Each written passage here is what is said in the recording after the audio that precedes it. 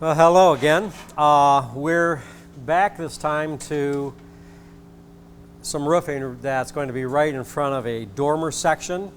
In another segment, we're going to go over to a chimney, and really a dormer, a chimney, and a skylight are all going to be flashed in very similar fashions. You can see that I've applied a couple of courses of shingles coming up to the dormer. If this top course of shingles was a couple of inches longer, one thing I would suggest is simply to do a relief cut right at the edges of the dormer and turn a couple inches of the shingle up the side of the dormer to kind of act as a water stop, just in case any water does get underneath the apron flashing that we're going to be putting down. But in this case, the top fell just short of this, so I'm going to run it up here, and I would go ahead and attach it to the top wall here. I wouldn't cut off the nailing tabs. And then I'm going to form what we would call an apron flashing. This apron flashing I want to make approximately 10 inches wider than my dormer or my chimney or skylight, whatever the protrusion is, because the water return channel of my sidewall pieces is about 4 inches. And I want this water return channel to dump out on top of this apron flashing. So I'm going to make this 5 inches beyond each corner of the dormer. Again, I'm going to select a convenient width of coil stock. If the coil stock is 24 inches wide, I'm probably either going to use 12 inches or 8 inches of coil in order to do this. If this top lock falls perhaps 4 inches or 3 inches, maybe even 2 inches, 6 inches from the top wall, I'm going to make this bottom hem hook into my top lock of the shingle. But because in this instance the top lock is so close to this transition point, I'm not going to worry about that. I'm going to bring my apron flashing out about 4 inches, just something that aesthetically looks pleasing, and that's probably a pretty good distance. I'm going to form an underturn hem of about 5/8 of an inch, and then I'm going to produce a fold at about 3/4 of an inch back. That's going to give some rigidity and stability to the piece. This, of course, represents my fold that at the point at which I'm going to go up the sidewall. And before I put that in, you can see I've marked here, this distance is about 4 inches, and here I've got 5 inches by 5 inches, and I've cut this out at a 45-degree angle. This tab is going to be folded back to wrap around the side of the dormer, and of course I have the same thing on the other side. I'm going to overbend it just a little so that it hugs the sides of the dormer. I'm going to fit it up to the dormer on both sides. I'm going to fold this tab down. This tab would have been up like this. I'm going to fold it down to the deck, and then at that point I'm ready to go ahead and attach my flashing to the deck.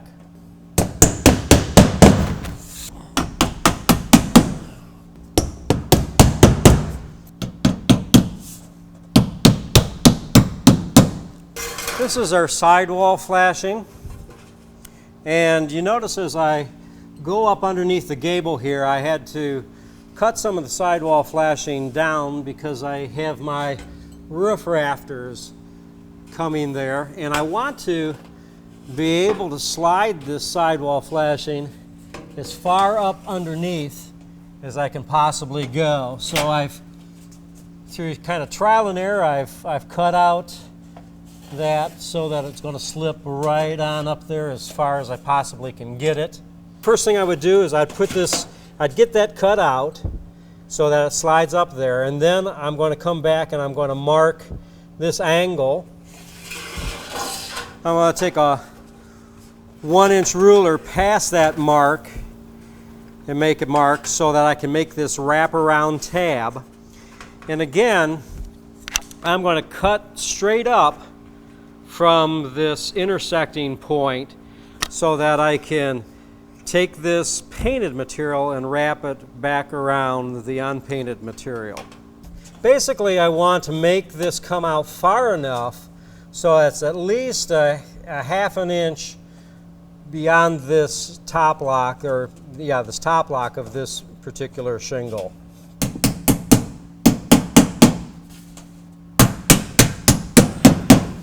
And of course, I'm going to go up the side of the sidewall flashing here. I'm going to secure this to the deck with nailing clips.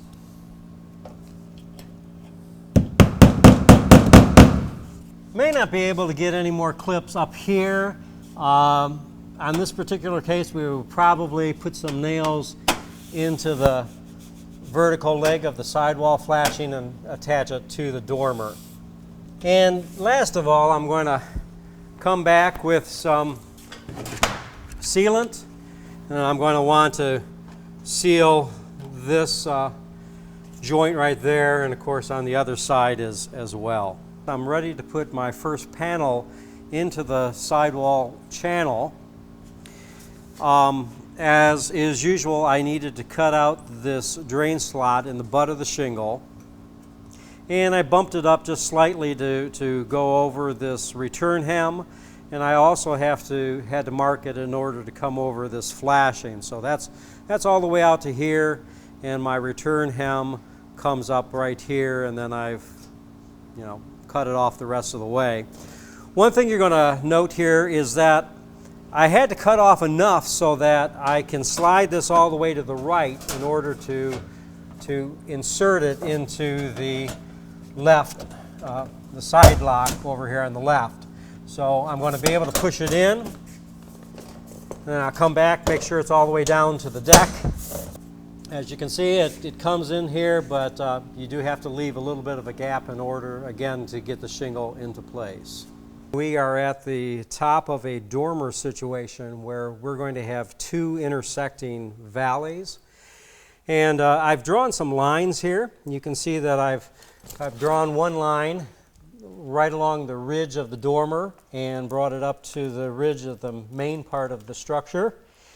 And I've drawn a couple of lines that correspond to the center of the valley. And of course, I want both of my valley pans to be precisely centered on those lines. Now I've measured that distance from this intersecting point down to the eave, and I got about 4 foot. Well, I'm going to need a piece of valley that's perhaps 1.5 feet longer than that. I want to be able to center it on this line and come down so that the outer edge of the valley is perhaps just a 1/2 inch past the edge trim, the starter strip there. So this is how I'm going to want the bottom to be positioned. And I come up to the top here. I make sure that the pan is centered on the valley. I've marked this point down here and up here where it crosses that center line. And I marked a point right here in the middle, which is right in line with the ridge line. What I'm going to need to do is cut a relief cut along the center line back to this, and then I'm going to fold this part of the valley over down into here and over here, and I'll just secure it with one nail all the way at the corner and then one nail up here, and then I'll be able to bring in my valley pan from the other side.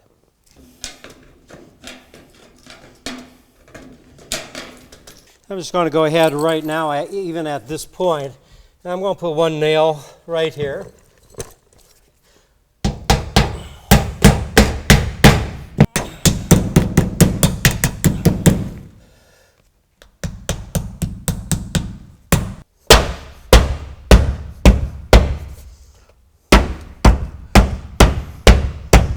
I'm going to put one nail out here. I want to keep it several inches away from the very center.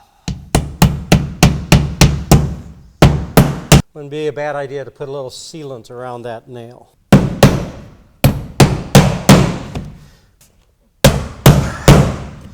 Okay, as you can see, I have now laid the second valley piece in place. I've got it aligned with the center of the valley at the bottom there, and I have it protruding just, a half an inch or so over the drip edge down there at the bottom.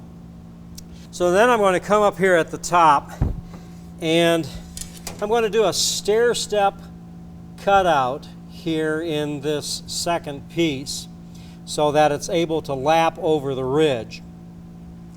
Now, the first part of the stair step I'm going to want to lie right along with this hem, so I just kind of line this up here, and I'm going to mark a line representing that cut, and then I'm going to cut down through here. I've got about 3 layers of metal to do there, so that's going to take a little bit of muscle and some sharp tin snips. This upper line is going to correspond with this other hem on the inside, and I've kind of lined that up, and right now I can see I'm going to cut it a little long because I can always cut a little more off.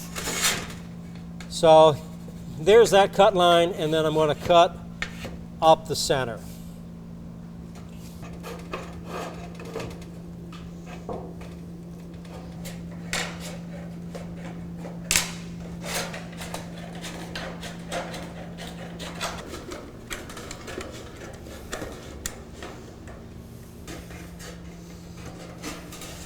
Once I get this back into position here, we're just going to make sure that I'm pretty much have it where I want it to be, and it looks pretty good. I'm going to have to do just a little bit of a relief cut here in the center. Now that this is right along this center line, I'm going to back this out, and right where I've got the mark here, I'm going to take my aviation snips. I'm going to take my flangers. I'm going to start my bend there, and probably just by hand here, I'm going to be able to bend it over what will be the ridge line. I'm going to push this up underneath that. I'm going to slide that up into that slot that I just cut there. Okay, at this point, this is pretty much how I want it to be configured. I'm going to come back with some sealant, and I can trace my pattern here.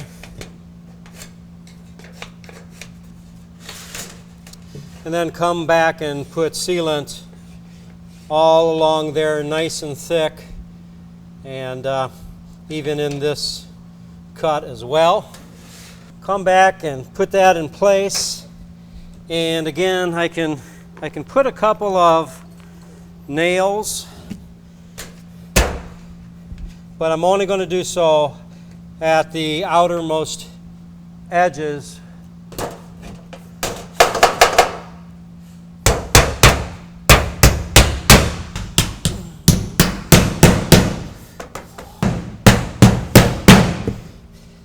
Okay, remember not to penetrate the inside of the valley pan that's going to be exposed with any nails. Simply going to want to apply sealant in these areas.